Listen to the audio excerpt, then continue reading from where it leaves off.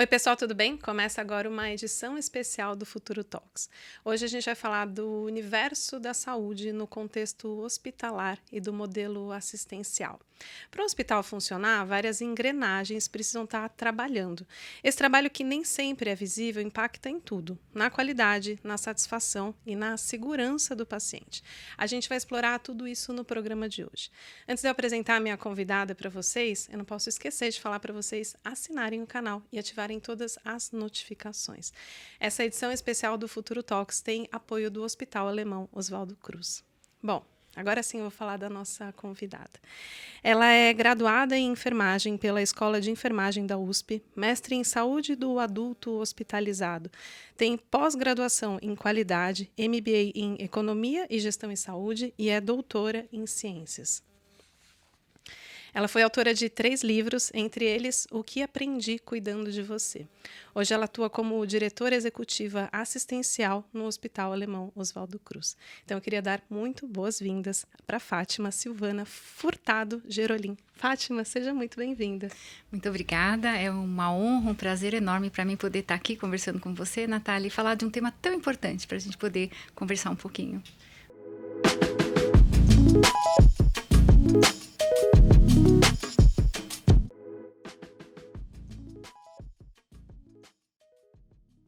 Como eu disse na abertura, quando a gente entra no hospital, aqui se colocando no lugar do paciente, a gente quer garantir que a nossa saúde vai ser cuidada. Mas para que o paciente receba esse melhor atendimento, acho que é preciso orquestrar vários processos, né, Fátima? Acho que a primeira pergunta para você e para a gente introduzir para o nosso público é: como traduzir o que é um modelo assistencial? Tá? Então, o hospital é uma das, vamos dizer assim, das organizações mais complexas de se gerir, né? E quando a gente fala no hospital e fala do termo modelo assistencial, que não é algo assim tão simples até de se entender, mas, na verdade, no fim da história, nada mais é de como a gente articula os recursos físicos, materiais, humanos, os processos, para fazer a entrega do cuidado. Então, cada hospital tem um formato, um modelo, uma maneira de chegar na ponta, lá no paciente. Então, tudo é que é articulado até que chegue o paciente, isso significa um modelo assistencial. E cada instituição tem uma característica, uma forma de fazer essa entrega, né? E, Fátima, então isso envolve muita gente. Você envolve enfermeiro, você envolve técnico, você envolve Sim. gestão. Tudo isso está dentro desse Isso, quando a modelo? gente fala em modelo assistencial, a gente fala na área hospitalar principalmente, né? Então a gente está falando, quando chega a tangibilizar pessoas, então a gente está falando de todos os profissionais que atuam. Médicos, enfermeiros, técnico de enfermagem, fisioterapeuta, nutricionista, psicólogo. Então, como que a gente, além da estrutura física e tudo mais, como que a gente articula a maneira como estas pessoas vão entregar aquilo que o paciente mais precisa, que é o cuidado da sua saúde, né? E tudo isso tem um método por trás, né? No Hospital Alemão Oswaldo Cruz, que é dessa experiência que eu tenho, a gente tem um modelo que a gente estabeleceu e criou aí em 2015, mais ou menos, onde a gente levou muito em conta a cultura da organização. Isso tem que ser levado em consideração. Então, de que forma a gente reconhece e valoriza aquilo que também o paciente espera de nós? Obviamente que toda a parte científica, técnica, a prática baseada em evidência, isso tem que acontecer. Mas, além disso, muito mais. Então, só para dar um exemplo, quando a gente fala no modelo assistencial do Hospital Alemão Oswaldo Cruz, a gente coloca o paciente e a família no centro do cuidado. Então, uma das regras assim que a gente tem nesse modelo é que os profissionais estabeleçam um vínculo, uma relação de confiança com os pacientes, né?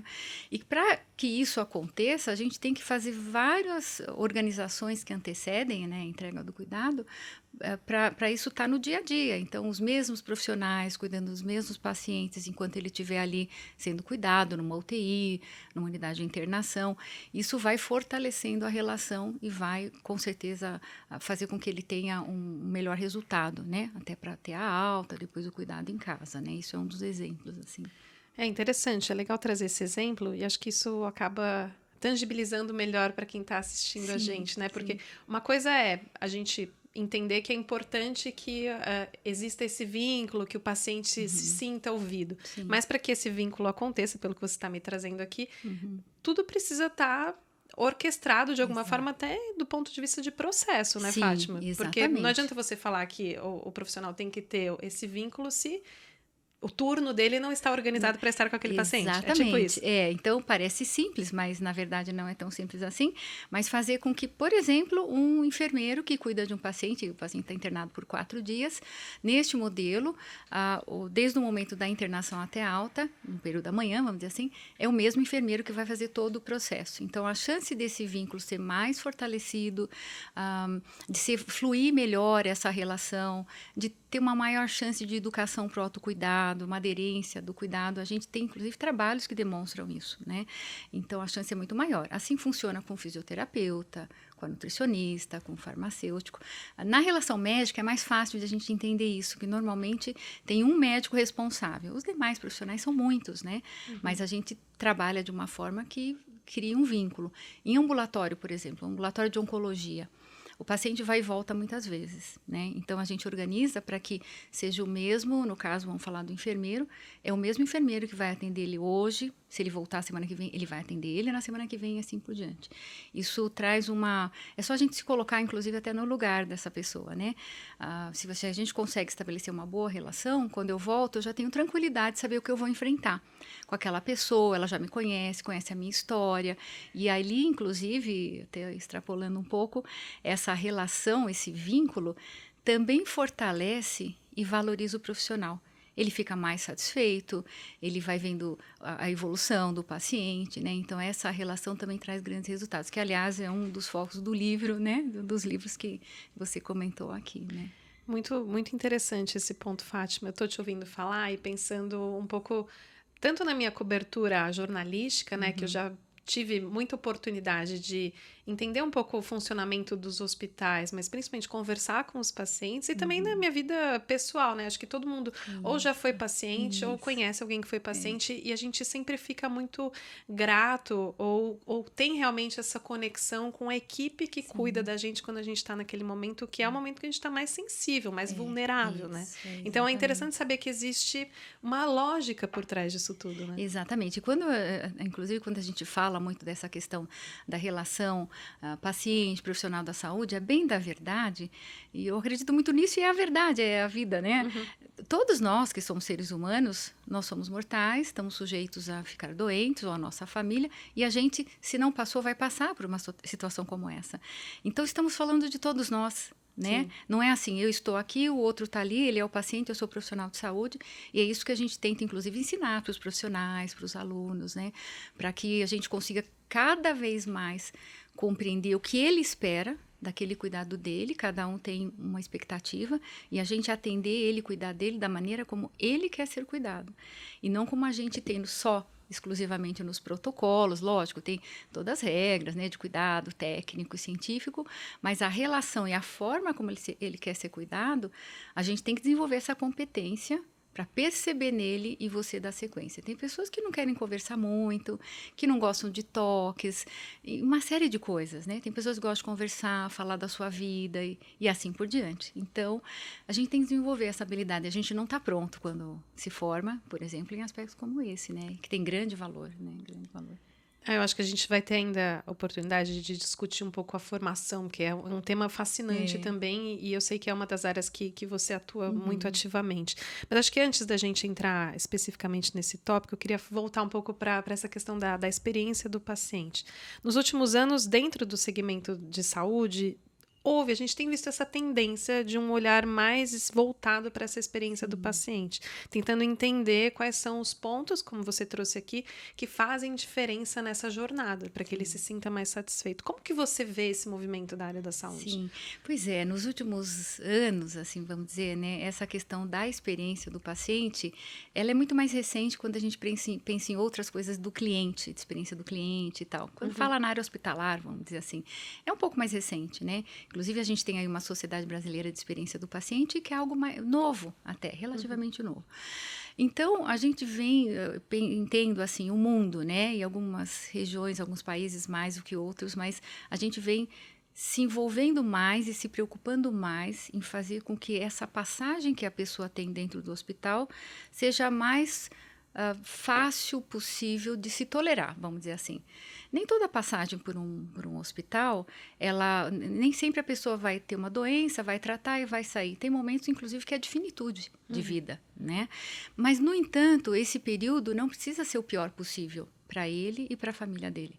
Então, a gente tem que pensar também nessa experiência. Então, falar de experiência do paciente é cada vez mais, inclusive, inserir ele na tomada de decisão daquilo que é mais importante para ele. Então, inclusive na experiência do paciente, hoje em dia o que mais se fala são nas iniciativas, e a gente tem muito a caminhar, né? De como inserir o paciente e a família, voltando a falar, nas suas decisões de saúde. Então, quando ele é diagnosticado de uma doença, a melhor prática na experiência do paciente é envolvê-lo, ou então, muitas vezes é uma questão médica, de explicar qual é aquele diagnóstico, de quais são os tratamentos possíveis, e envolver ele na tomada de decisão, ou no tratamento clínico, seja lá o que for. A tendência é a pessoa aderir melhor aos tratamentos se ele estiver envolvido, compreender e ajudar a tomar a decisão do que ele vai fazer.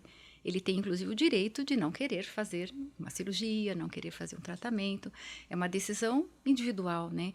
Então, a experiência da pessoa, independente do contexto dentro do hospital, ela é extremamente valorizada. Então, a condição de passar por um hospital, ela não precisa ser traumática, né? Então, e, de novo, somos todos seres humanos e em algum momento a gente vai passar por isso. Então, que seja o melhor possível. E, normalmente, uma situação de doença, vamos pensar assim, ou de um diagnóstico, ela é de extrema vulnerabilidade. Quando a gente passa por uma situação de uma suspeita de uma doença, ou a confirmação, um diagnóstico, a gente está aberto, assim. Dependendo como for falado isso, como for tratada toda a situação, você vai sofrer muito mais. Então, a gente tem que atenuar sofrimentos, eu diria assim, de uma forma mais simplificada. Então, melhorar a experiência do paciente é diminuir sofrimentos, é fazer com que a pessoa tenha uma passagem por aquela situação, assim, o mais leve possível, né? Porque nem tudo precisa ser tão pesado, né?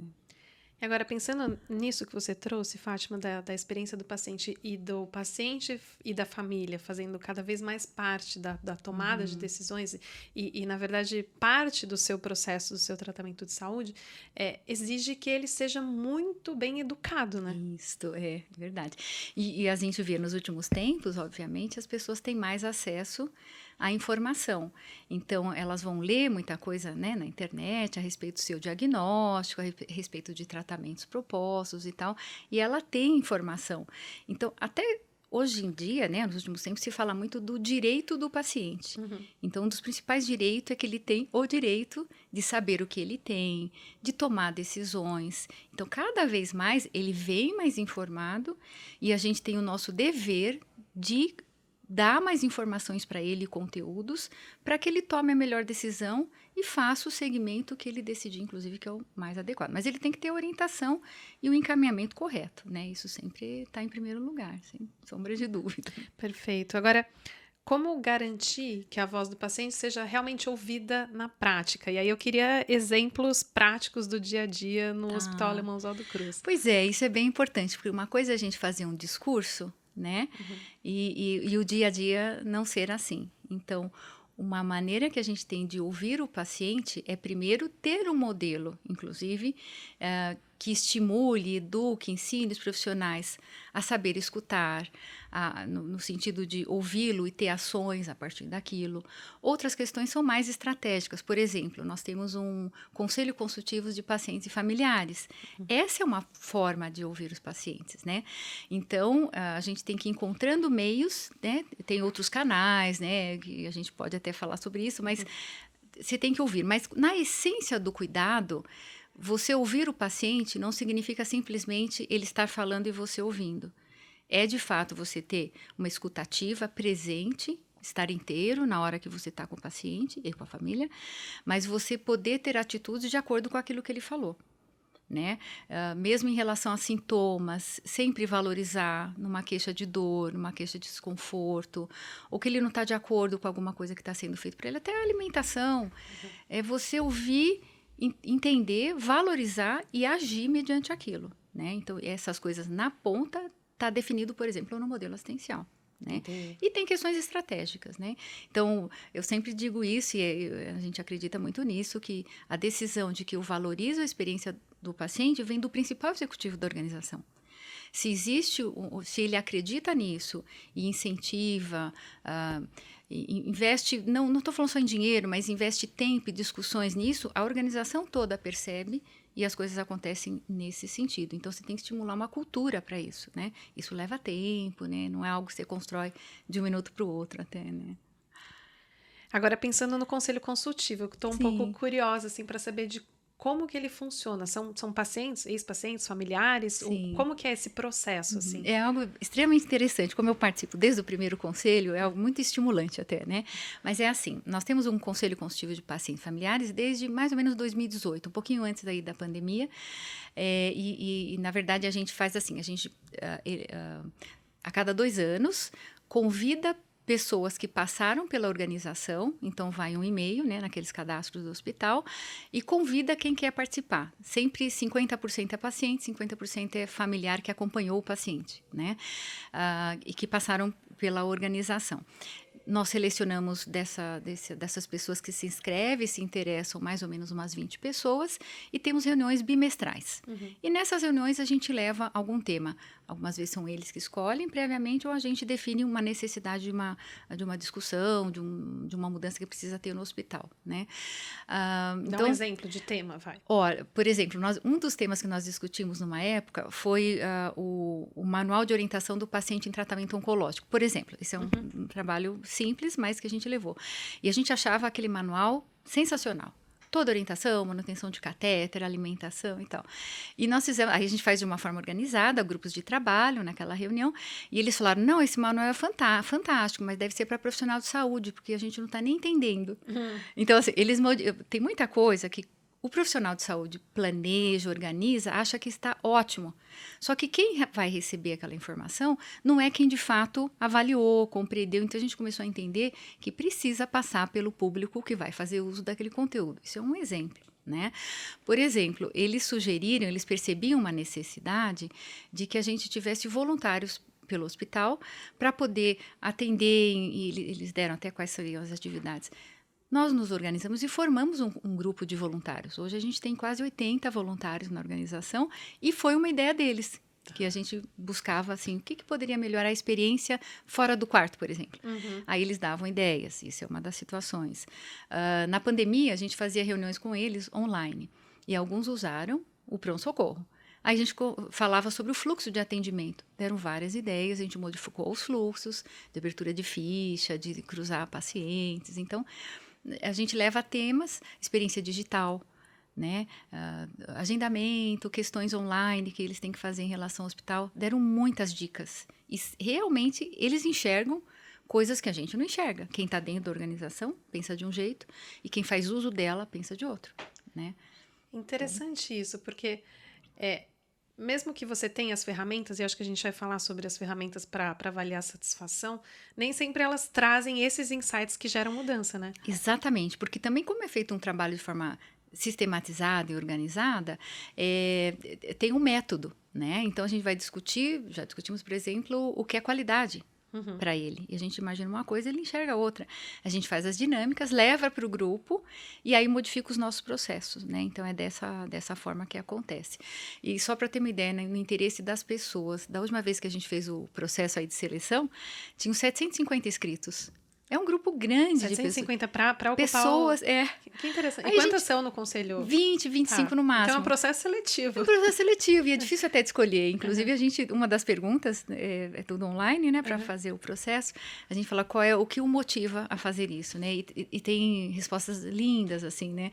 Ele quer retribuir aquilo que ele recebeu durante um tratamento dentro da organização, né? Então, tem um propósito. Eu acho que isso que traz valor. Né? E é muito gostoso você participar dessas reuniões. Né? Que legal.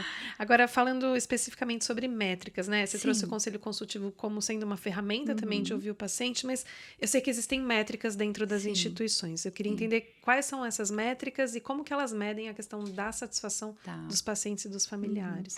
A gente usa os métodos assim até bastante tradicionais. Então, o clássico, que é a pesquisa de satisfação.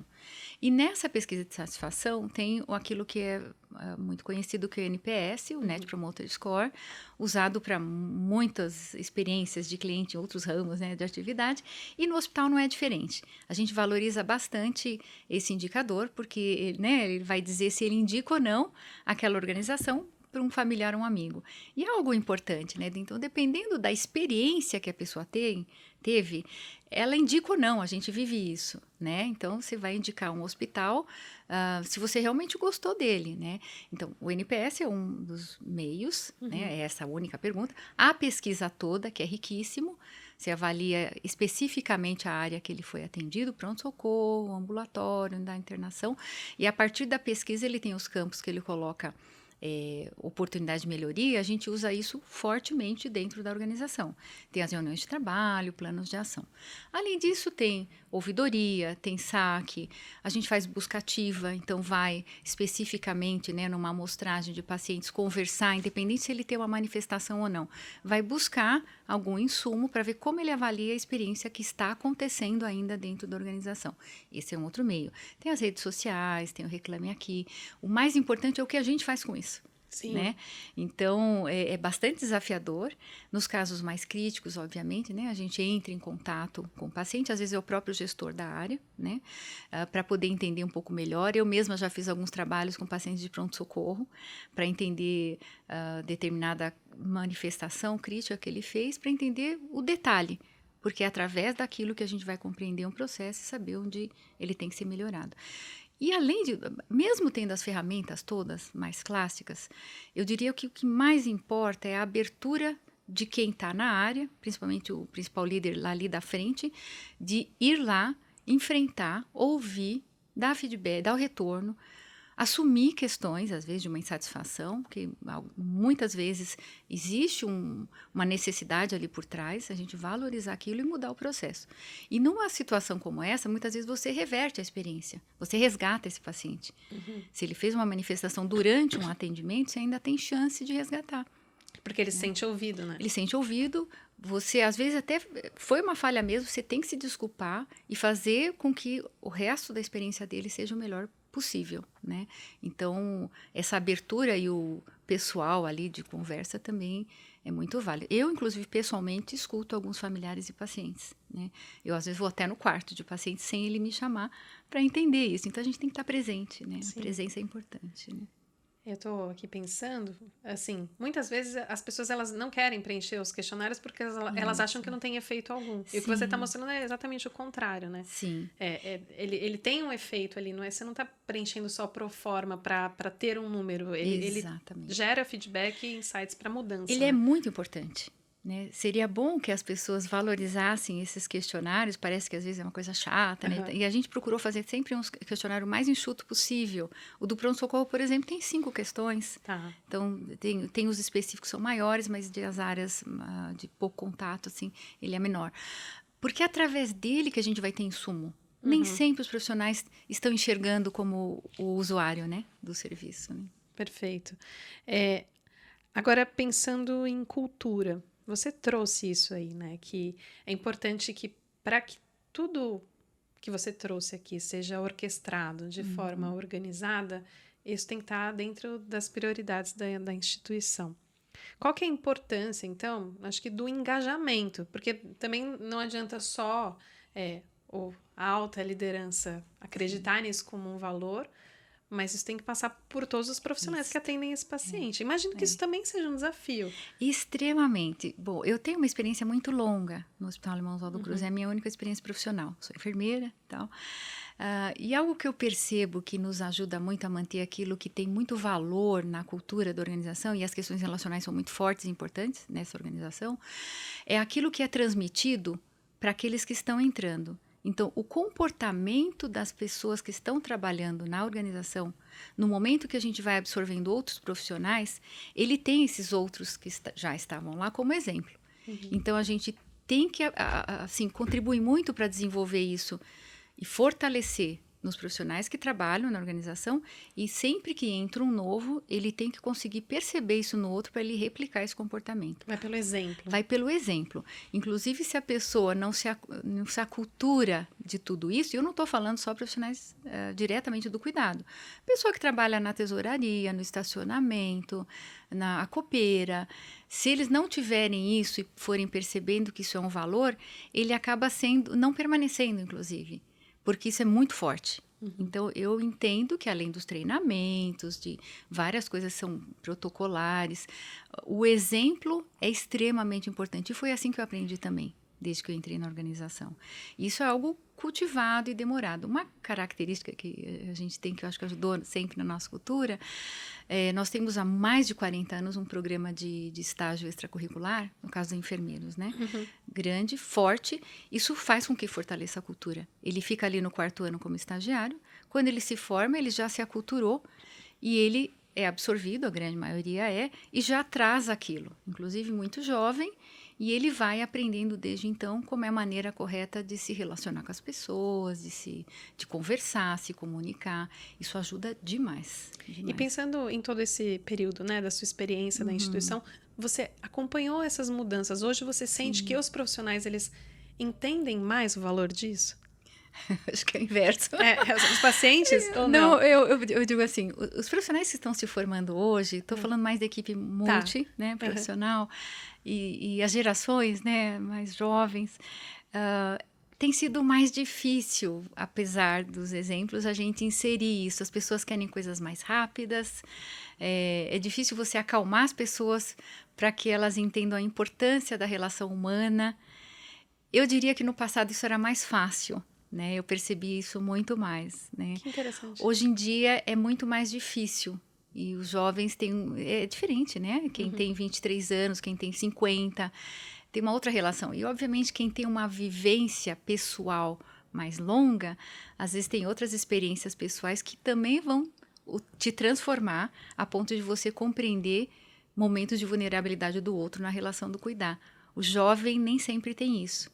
Ele vai observando, vai vivendo e ao longo do tempo ele vai ficando maduro a ponto de conseguir perceber melhor o outro. Então isso não é fácil. Eu diria que hoje está mais difícil. Pois eu tenho ouvido muito sobre essas questões do ensino relacionado à saúde, da necessidade de se ensinar mais do que a parte técnica, as chamadas soft skills. Dá para ensinar isso? Pois é, de novo, falando dos soft skills, e a gente tem no hospital uma faculdade de enfermagem, tem escola técnica e tem uma faculdade. E a gente está com um modelo novo, que começou esse ano, que é um curso integral. E tem um conteúdo no curso integral de estágio bastante amplo. De novo, é o exemplo e a experiência, é observar o outro que a gente vai conseguir transmitir. Dificilmente você vai transmitir o que é importante na relação humana com teorias. Ele tem que viver algumas coisas, ele tem que ver essa relação. Então, você dar a oportunidade de estágios bem acompanhados e monitorados, acreditamos que isso vai ajudar bastante. Então, é por isso que a gente está no empenho com essa faculdade agora no período integral, que o aluno fique imerso com conteúdos teóricos e práticos, mas vivendo mais a realidade do hospital. E na verdade, o que a gente observa muitas vezes na formação dos profissionais de saúde são cursos enxutos, rápidos. Nem tudo pode ser curso online, obviamente, tem áreas que não pode, mas ele tem que viver para ele poder aprender, né? Agora, pensando ainda nisso, né, de viver para aprender, é uma vivência de vida real, não é uma vivência de, vou aprender aqui com atores, com situações simuladas. Exatamente. Né? E como no nosso caso lá do hospital, a gente tem o hospital, né? O ensino saiu bem depois, né, da existência do hospital. Então, o campo de estágio é o próprio hospital, ele vai, na verdade, acompanhar os profissionais. E isso é uma grande oportunidade. Uma coisa é você se relacionar com atores ou fazer simulações, que também tem que acontecer, mas previamente. O que a gente percebe muitas vezes atualmente, né, com grande volume de escolas, faculdades e tal, é que as pessoas têm menos oportunidade de viver a realidade na relação com o paciente. Realmente a gente percebe isso. E ter essa vivência pode ser só observacional. Isso vai fazer diferença. Então, o bacana é poder ter, seja na escola técnica ou na graduação, oportunidades de ele estar lá dentro do hospital, na vida real. dentro do centro cirúrgico, no ambulatório, na unidade de internação, na UTI. Isso vai modificar a formação dele. Ele vai desenvolver soft skills também nessa formação. E hoje quais são as soft skills para esse cuidado? Olha, eu diria que a principal soft skills está relacionada fortemente a questões relacionais. Então, o saber ouvir, questões de ter qualificação para comunicação, ele tem que desenvolver essas questões, né? É na minúcia da relação humana. A situação hospitalar, vamos dizer, o trabalho na área hospitalar, ele é humano dependente. Sempre foi e sempre será. A tecnologia vem, tem muitos recursos e tem que existir, mas o humano vai sempre estar ali. Então, se a pessoa não conseguir desenvolver certas habilidades, principalmente nos soft skills, ele não vai conseguir permanecer na profissão. E tem pessoas que desistem. Não é comum, mas tem pessoas que desistem. Quando a pessoa escolhe ser um profissional da saúde, um enfermeiro, um fisioterapeuta, tal, ele já tem algo prévio que o direciona. Eu não posso falar que ele é vocacionado, eu não sei bem o que é. Ele tem uma tendência a gostar da relação humana. Isso vai facilitar muito. Ele já tem algumas características que vão facilitar, né? Se eu não gosto de lidar com a relação humana, eu não posso trabalhar na área da saúde. Tem outras profissões que vai estar tudo bem. Pode ficar ali atrás do computador e tá tudo bem. Por favor, não vá para a área da saúde, né? Ele tem que gostar do ser humano, né? É isso que é muito importante. E acho que um ponto que a gente não comentou, porque obviamente está implícito, você acaba lidando com situações muito difíceis, né, Fátima? Muito. Você vai desenvolvendo uma maturidade. Por isso que quando a gente se forma, principalmente quando é muito jovem, na idade, a gente não está pronto para aquilo. Vai ser o tempo que vai acabar de te formar com as vivências que você vai tendo. Você lidar com pessoas jovens, com diagnósticos que nem sempre vão ter uma cura. São momentos muito difíceis. Você vê as relações familiares dentro do quarto, né, numa situação de finitude, pessoas jovens com crianças pequenas e assim por diante. É muito difícil. Você não está pronto para isso. Você vai viver, vai se transformar.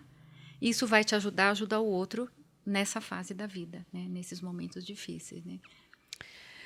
Fátima, tem um outro tema que a gente não abordou aqui, eu acho que vale trazer para essa conversa, porque está bem inserido dentro de todo esse contexto, né? Da experiência do paciente, de ouvir o paciente, da qualidade assistencial, de todo esse cenário, que é a questão da segurança. Né? É importante. Tem um termo que, enfim, ainda é bem tabu na saúde, que é o chamado erro médico.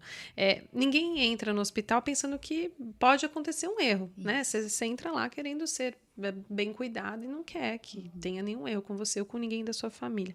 Como que isso funciona na prática? Sim. E aí, qual que é a importância da transparência, acho que dentro desse processo? É bem importante. E tem tudo a ver com a experiência do paciente, né?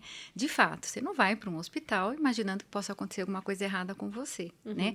Vai cair lá dentro, alguém vai deixar você cair de uma maca, vai quebrar uma perna, entre outras diversas coisas.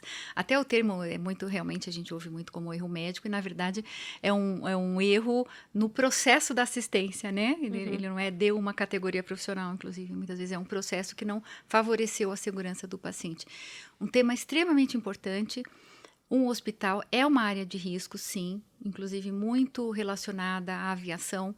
Então, a gente sabe bem que fazer uma viagem de avião tem um risco, sim. A diferença é que o piloto, quando tem algum acidente, alguma falha, seja humano ou não, ele está inserido e ele vai, vamos dizer assim, morrer com todos os passageiros. Na saúde não é bem assim.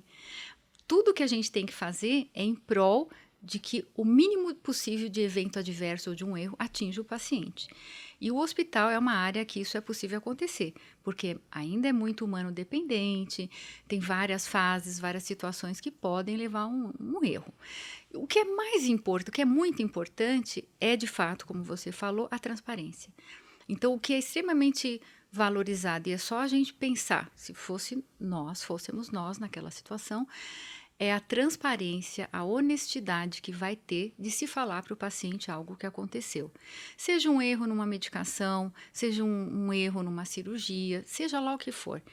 O mais importante, e eu já vivi situações assim, né, é ter a condição e a competência, inclusive, de tratar o assunto com o paciente e com a família, assumindo aquilo, deixando claro o que vai acontecer com aquele paciente a partir daquele momento, se tem risco ou não, e se tiver, assumir todas as consequências. Isso é o mínimo que pode ser feito, né? A pior coisa que pode acontecer para o paciente e para a própria organização é se omitir um erro e depois o paciente vir a saber e ter um dano e aquilo não foi tratado. Imagine a sensação que a gente tem com isso. Sim. Não fui, É não fui desonesto, assistida, exato, né? fui enganada, né? E eu já vivi situações onde aconteceram alguma situação de erro, de falha, que o paciente ficou extremamente agradecido ao término. Teve um que até fez uma publicação uma vez no jornal falando disso e dizendo o quanto aquilo foi importante para ele. O assumir da equipe, seja do médico, da enfermagem, de qualquer profissional envolvido. Então, esta honestidade e transparência é um direito do paciente e é um dever do hospital, do profissional que está na situação. Isso é a condição mínima de honestidade, transparência e confiança com o paciente. É assim que a gente tem que se... Falta muito. Isso que eu ia Pensando perguntar. no mundo aí, falta muito. Mas está melhorando, está avançando. Essa Muito. consciência do setor da saúde para a importância da Antigamente transparência. a gente não podia nem falar sobre isso. É verdade. Né? A gente não podia falar nem dentro da organização e nem fora dela. Hoje em dia, situações como essa, de erro ou quase falha, são tratadas em reuniões abertas, no auditório. Aconteceu isso. O que a gente vai fazer para que isso não aconteça mais? Né? Então, isso é extremamente importante. Isso não pode ser omitido. É bom para todo mundo, para a gente aprender com aquela falha e diminuir o máximo possível que aconteça de novo. Né? E agora, repetindo a sua pergunta, né? O que pode acontecer? O que podemos fazer para que isso não se repita? Processos, eu imagino que mudam a partir disso. Né? Muitos processos. Tem muita coisa de tecnologia que está a nosso favor. Então, por exemplo, vou dar um exemplo teoricamente até simples, implantar isso não é fácil, mas a gente fala que o cuidado beira-leito. Então, o processo de medicação, quanto mais tecnológico, informatizado ele é, melhor vai ser para o paciente, mais seguro. A ponto de a gente chegar no momento de administrar um medicamento, tudo com código de barra. Eu vou com código de barra com o prontuário eletrônico, vou na droga, vou na pulseira do paciente até administrar. Então, isso impede muitos erros. Se eu for administrar um medicamento errado, ele vai sinalizar que aquele medicamento não é para aquele paciente. Inclusive, vai a etiqueta, o crachá do profissional no momento da leitura desse crachá. Então, você consegue rastrear o processo inteiro. É por isso que você vai no hospital, toda hora alguém vai lá e pega a sua pulseira. Exatamente. Vai, às vezes, com código de barra e faz a leitura. Então, se a gente tiver condições de usar tecnologia, isso ajuda muito. Fora isso, são duplas checagens, são dois profissionais olhando o mesmo processo. Então, quando é, por exemplo, um medicamento de maior risco na administração, a dupla checagem, que são duas pessoas diferentes, olhar aquilo e conferir antes, vale a pena. Outra coisa importante de se falar, uma grande barreira é o paciente. Quando o paciente questiona para um profissional que está indo administrar um medicamento, que medicamento é esse? Será que é isso mesmo? Ele faz alguns questionamentos. Tem que, na mesma hora, o profissional valorizar. Ele é direito do paciente saber. Ele tem que olhar o prontuário, eletrônico ou não, mostrar, inclusive, o paciente. E, nessa hora, muitas vezes, é percebido um erro. O paciente tem que ser valorizado, porque, algumas vezes, ele tem a percepção de que ele não tinha um remédio naquela hora. E ele vai sinalizar. E o profissional tem que olhar e, muitas vezes, ele é uma barreira. O próprio paciente. Né? Então, ele também é uma barreira. As pessoas têm que se sentir livres e empoderada os pacientes para sinalizar. Você já pensou que bacana se o paciente percebe que alguém não lavou a mão antes de encostar nele e fala, olha, você não lavou a mão. Ele pode também ser uma pessoa que fiscaliza, né? Não é, obviamente, a obrigação do profissional, mas ele também é uma barreira. Sim, né? É que às vezes a gente como paciente não quer constranger, ou não quer criar uma situação ali, e não cultura, é verdade, né? É uma cultura, exato. Mas está mudando, né? Sim, felizmente. Que legal. Fátima, acho que agora caminhando para o final da nossa conversa, assim, você trouxe muitos aspectos de transformação que não começaram agora, né? Estão lá no passado, mas que estão cada vez mais estruturados e trazendo, né, essas transformações. Mas eu queria te ouvir um pouco sobre o futuro. A partir de agora, né? Como que você vê esse futuro do cuidado? Você trouxe aqui... É humano dependente, apesar da tecnologia, e o humano vai ter que ser cada vez, né, mais eficiente e olhar mais para as pessoas. Mas como que você vê essa construção? Olha, eu realmente entendo que é algo bastante desafiador. Primeiro, falando no mundo, a gente percebe que alguns países estão com dificuldade, inclusive, de atrair jovens para trabalharem na área da saúde, principalmente na enfermagem. Né? Nós aqui no Brasil ainda não tem tanta essa dificuldade, mas a gente precisa melhorar a formação desses profissionais. A gente precisa se conscientizar que os profissionais da saúde precisam ser muito bem formados, porque é muito complexo você ter um hospital que precisa de muita gente e não ter pessoas bem preparadas para isso. Então, eu penso que o futuro é bastante desafiador, porque a gente não pode entender a educação ou mesmo a saúde só como um negócio. Trabalhar na área da saúde é algo que vai muito além, né? Então, formar esses profissionais, seja na área pública ou privada, ela tem que ser dado muito valor. Tem que ser um ensino de qualidade. Pensar no futuro é pensar em ensino, em educação. E, obviamente, que a gente tem que valorizar esses profissionais para que os jovens queiram trabalhar na área da saúde. O Brasil ainda não está nessa situação, mas pode vir a ficar. Ninguém mais almejar trabalhar, né? Ou na enfermagem, ou na fisioterapia, ou na psicologia, seja lá o que for. Então, as pessoas precisam ter interesse e precisa ter uma valorização desses profissionais. Quando eu falo em valorização, eu estou falando de reconhecimento, vai muito além de remuneração, vai muito além de outras coisas, né? É dar oportunidades, é valorizar o que ela constrói nessa relação do cuidar, né? Então, a pessoa tem que se sentir importante naquilo que ela faz. Eu diria que a principal questão é a educação. Futuro é quem a gente vai formar, né? Com características individuais e na qualificação daquilo que tecnicamente, cientificamente vai ser ensinado, né? Muito bom, muito obrigada. Acho que foi excelente, assim, ouvir todos esses aspectos desses bastidores da saúde que nem sempre a Sim, gente tem é consciência, né? verdade. Obrigada, viu, Eu Fátima? que agradeço, é uma enorme oportunidade para mim. Eu, obviamente, sou apaixonada pelo tema. É um prazer poder estar aqui. Muito Muito obrigada. obrigada. Muito obrigada a todos vocês que acompanharam a gente até agora. Se vocês ainda não assinam o canal, não se esqueçam de assinar. Até a próxima!